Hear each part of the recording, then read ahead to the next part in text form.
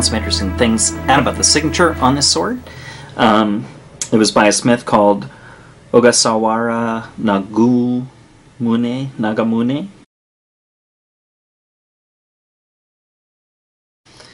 Ogasawara Nagamune. And he was active in the late 1600s from about 1670 to 1684.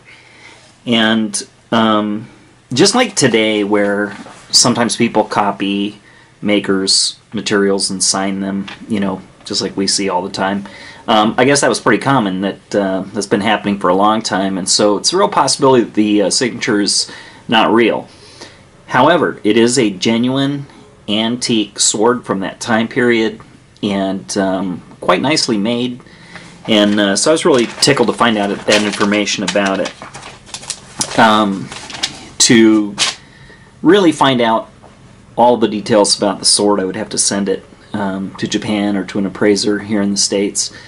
And they really would want to see it fully polished, so I would have to get a professional sword polisher to polish it. And while I would love to do that someday, it would cost probably about 3 times what the sword might be worth. So anyway, just thought I'd give you a little update on that and let you know that mystery's been solved. So here's a cool project I've been working on. I forged this Damascus blade. It's sanmai, 1095, 15N20, and then it has 1075 core in it. And so as you saw, I just kind of rough ground it and sanded it a little bit. And I'm just going to check and see how the Damascus comes out. I always love this. It's like developing a photo. So you can see I just got some old ferric chloride and water here.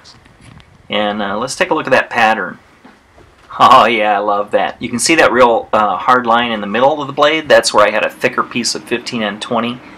And I love how that came out, the demarcations with all the layers there.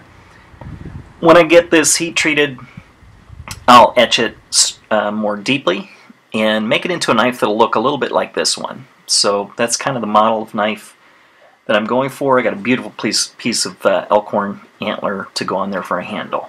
Really cool little knife that I finished up recently. It's AEB-L stainless steel, and then a homemade sort of rag pattern micarta handle. You can see it here.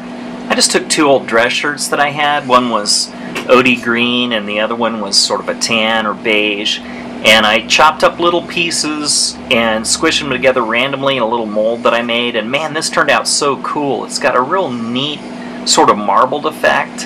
And I love how the colors go together, kind of camo-y. So I'm real tickled how this turned out.